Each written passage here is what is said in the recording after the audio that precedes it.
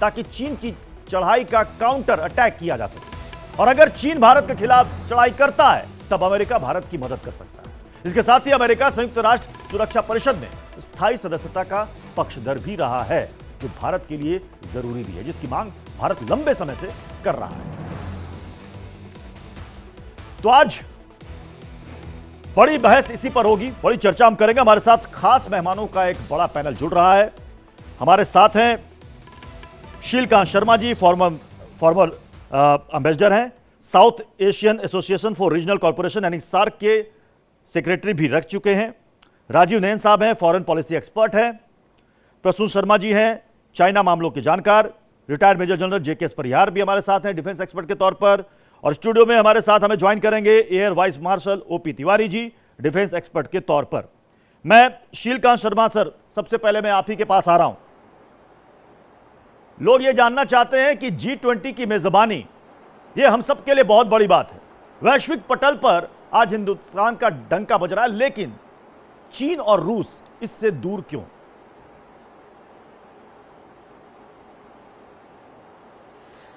रूस के नहीं आने का कारण तो मतलब पुतिन साहब के नहीं आने का कारण तो सब लोग जानते हैं कि वो बाहर नहीं जा रहे हैं, वो कहीं नहीं जा रहे हैं इस समय। उनको अपने जो यूक्रेन की में जो मिलिट्री एक्शन कर रहे हैं वो उसमें लगे हुए हैं बिल्कुल, और तो वो नहीं आ रहे हैं। उसका इस फोरम से कोई संबंध नहीं है, पर उन्होंने अपने विदेश मंत्री को भेजा है, लावरोव को, जो आ चुके हैं दिल्ली। और लावरोव काफी उनके करीब के हैं और उनके साथ मिलकर काम करते हैं। अच्छा, दूसरा चीन का नहीं आना जो है वो हमें लगता है कि चीन की अपनी परेशानियां हैं। जैसे हमारे विदेश मंत्री ने कहा कि जो नहीं आते वो उनकी अपनी परेशानियां हैं, हमें उन पे ज्यादा तवज्जो नहीं देनी चाहिए। वो ये है कि चीन के राष्ट्रपति को, जैसा आपने भी बताया, ये लगता है कि कहीं पहुंचेंगे इंटरनेशनल फोरम में तो उनको सामना करना पड़ेगा सवालों का। इसलिए वो आसियान के समिट में भी नहीं पहुंचे। उन्होंने आसियान के समिट में भी उन्होंने ली क्विंग को भेजा जी। और वो जो ब्रिक्स का समिट था वो तो उन्हीं का अपना मतलब ग्रुप था, इसलिए वहां चले गए थे वो। पर वहां भी भारत ने काफी महत्वपूर्ण भूमिका निभाई और जो नए लोगों को ब्रिक्स में लिया गया उसमें भारत की सहमति दी। अब यहाँ G20 में भारत की भूमिका तो बहुत महत्वपूर्ण है ही है, क्योंकि जो 4 बातें हमारे प्रधानमंत्री ने कही हैं जो G20 के लिए हमारी महत्वपूर्ण पूरी जो के सिद्धांत हैं जिनकी बिना पे ये समिट हो रहा है, वो चारों बातें सब लोग स्वीकार करते हैं। तो भारत की जो पूरी प्रस्तुति है वो ये G20 के जो मेंबर्स आए हैं सबको मंजूर है। और चीन को ये बात थोड़ी सी खटकती है, क्योंकि वो नहीं चाहता था कि भारत का ऐसा बड़ा सम्मान हो, भारत की ऐसी साख हो।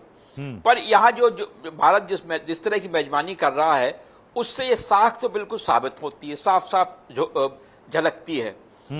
फिर जैसे अमेरिका के राष्ट्रपति के आगमन के पहले उनके जो व्हाइट हाउस के प्रवक्ता ने उन्होंने कहा कि अमेरिका कटिबद्ध है कि भारत की यजमानी में ये समिट सक्सेसफुल हो। तो अमेरिका चाहता है कि ये G20 समिट जो है वो सफल हो जी।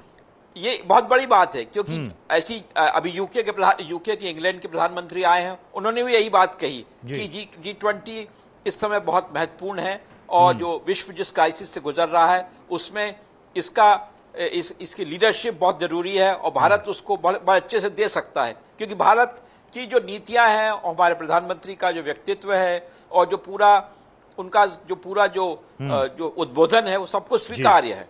तो इससे आगे बात बढ़ रही है। फिर फ्रांस के राष्ट्रपति भी आ रहे हैं और जितने महत्वपूर्ण देश हैं वो सब एक बड़ा मंच है और बड़ा मंच है और कई देशों के प्रमुख वो यहां पर आ रहे हैं। तो जाहिर सी बात है कि पूरी दुनिया की नजरें हम पर गड़ी हुई हैं, हम पर टिकी हुई हैं। मैं राजीव नयन सर, मैं आपसे समझना चाहूंगा, क्योंकि देखिए जब शी जिनपिंग की तरफ से ये हुआ कि ली कियांग को वो भेज रहे हैं, वो खुद नहीं आ रहे हैं, तो अलग अलग देशों में वहां के अखबारों ने जो कुछ भी छापा, मैं थोड़ा सा वो कोट करना चाहता हूं। न्यूयॉर्क टाइम्स ने लिखा, उन्होंने जो रिपोर्ट की उसका शीर्षक दिया कि भारत की अनदेखी करने के लिए जिनपिंग G20 सम्मेलन में शामिल नहीं होंगे।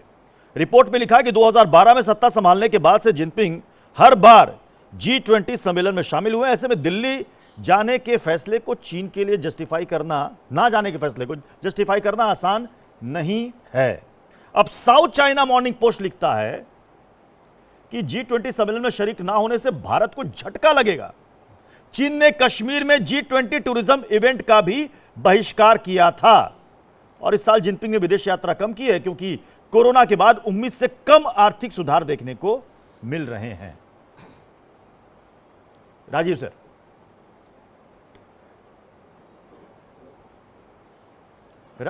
राजीव नयन सर, क्या मेरी आवाज जा रही है? आप अनम्यूट कर ले तब। जी जी जी। नहीं, देखिए, इसे स्पष्ट है कि चीन अपने आप को पूरे दुनिया में अलग थलग कर दिया है।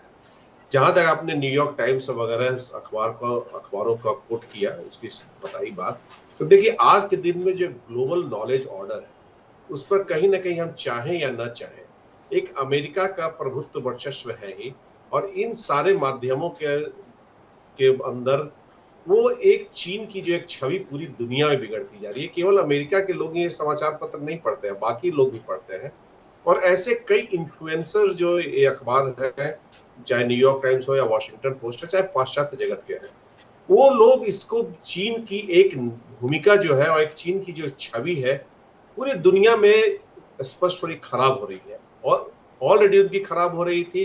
बेल्ट एंड रोड इनिशिएटिव जिससे कि वो अपनी छवि सुधारने के लिए बढ़ाए थे, उससे उनकी छवि ही बिगड़ी है। जिस तरह से साउथ चाइना सी में वो अपनी गतिविधियां कर रहे हैं, उससे उनकी छवि ही बिगड़ी है। जो रही से ही एक बेसिकली प्रोटोकॉल या थोड़ा सा सिंबॉलिक कोई भी एक इम्पोर्टेंस की बात होती है, जो जाके कहीं पर एक मंच साझा करने की, वहां भी वो अपना स्तर जो दिखा रहे हैं कि उनका स्तर अभी अंतर्राष्ट्रीय नेतृत्व प्रदान करने का नहीं है, वो थोड़ा सा अपनी छेछालीदारी ही करा रहे हैं। ये तो बात हो गई इसमें सिंबॉलिक जिसको इम्पोर्टेंस की है। अब होता है वो कश्मीर में जाए या न जाए, यह इससे भारत पर कोई असर नहीं पड़ने जा रहा है। देखिए, उनके ना आने से देखिए सारे लोग कह रहे हैं, चाहे आपने समाचार पत्रों की बात की, नेतृत्व भी हर जगह नेतृत्व भी कह रहा है या भारत में न जाने से आपने भारत का कोई नुकसान नहीं किया सिवाय अपना नुकसान करने के। आप एक मंच पर बाकी सारे नेताओं के बीच रहते, बातचीत करते, और वैसी क्या जल्दीबाजी आपको हो गई थी, ऐसी क्या हड़बड़ी थी जिसके चलते आप वहां जा नहीं रहे हैं? क्या बहुत बड़ा देश में संकट हो तो बात समझ में आती है। जब आपका देश में कोई ऐसी संकट नहीं है तो इसका मतलब कि आप एक तरह से पूरी की पूरी दुनिया से कन्फ्रंटेशन ले रहे हैं, या भारत से ही नहीं। देखिए, महत्वपूर्ण राष्ट्र जो यहाँ बैठे उनसे आप कन्फ्रंटेशन, आप उनका सामना नहीं करना चाह रहे हैं, तो कहीं ना कहीं आपके अंदर कुछ न कुछ खामियां हैं जिससे कि आप सामना करना नहीं चाहते हैं। जहां तक अभी जयशंकर जी की बात आपने कही, मुद्दे हैं, वो मुद्दे रहेंगे, मुद्दे बढ़ेंगे, चाहे उनके प्रधानमंत्री के सामने मुद्दा रखा जाए या किसी के सामने मुद्दा रखा जाए। भारत का नेतृत्व है वो रहेगा, चाहे वो शी जिनपिंग आए या ना आए। जो हमने बातों को आगे बढ़ाया उसे हम आगे बढ़ाएंगे। ठीक है, तो उसमें उनके नहीं आने से सर मैं दोबारा लौटूंगा आपके पास। प्रसून शर्मा जी, इसी साउथ चाइना मॉर्निंग पोस्ट में पुतिन का भी जिक्र है। वो कहते हैं कि अक्टूबर में चीन की ओर से आयोजित बेल्ट एंड रोड इनिशिएटिव में पुतिन शामिल हो सकते हैं। अब कई लोग कह रहे हैं कि ठीक है, रूस यूक्रेन वॉर की वजह से चाइना और रूस के बीच में जो नजदीकियां बनी हैं, एक दूसरे का साथ दिया जा रहा है, तो क्या चीन और रूस के बीच में ये प्रगाढ़ता क्या हिंदुस्तान के नजरिए से सही है? क्योंकि अमेरिका को एक बड़ा डिफेंस मार्केट नजर आ रहा है जिस पर रूस ने उतने दिनों से कब्जा दशकों से कर रखा है। जी, मुझे ये लगता है ये G20 भारत उदय का एक नया सवेरा है। ये वो देश है भारत जो जब पूरे विश्व को कोविड वैक्सीन चाहिए थी तो हमने कोविड वैक्सीन दी। तो ये वो देश है जो चंद्रयान चांद पे भेज सकता है नॉमिनल प्राइसेस पे। ये वो देश है जो विश्व के 40% डिजिटल ट्रांजैक्शन को कंट्रोल करता है। ये सारे जो G20 के जो 80% का GDP कंट्रोल करते हैं, ये अपनी प्रॉब्लम्स के सॉल्यूशंस लेने आए हैं। और भारत अब वो देश बन चुका है जो इन सभी की जो प्रॉब्लम्स है, हमने 80 करोड़ लोगों को निशुल्क फूड ग्रेन दी कोविड के दौरान। अभी ये फूड सिक्योरिटी की बात करते हैं यूरोप में या यूक्रेन में जो हो रहा है, तो हमारे पास नीचे डिजिटल इंफ्रास्ट्रक्चर बना हुआ है।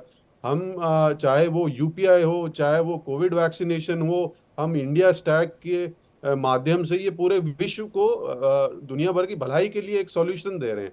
तो ये जो सदियों से जो एक नेगेटिव प्रोपेगेंडा जो भारत के लिए चल रहा था उसका खात्मा है।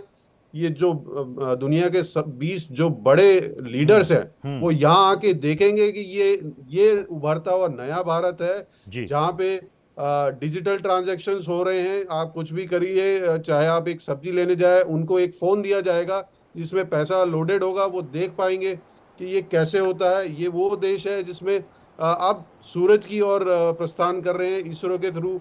ये वो देश है जिसमें डिजिटल इंडिया के तहत जो हमारे स्टार्टअप्स हैं वो यूनिकॉर्न बन रहे हैं और 100 के आसपास यूनिकॉर्न हो रहे हैं। तो ये सारे ही देश अगर देखेंगे कि हमारे प्रॉब्लम्स का सोल्यूशन भारत के पास है, चाहे वो टेक्नोलॉजी हो, चाहे वो स्किल्ड लेबर हो, चाहे वो डिफेंस पार्टनरशिप हो, चाहे वो स्पेस रिलेटेड मैटर्स हो, तो वो जाहिर सी बात है वो आना चाहेंगे और हमारे साथ और सुदृढ़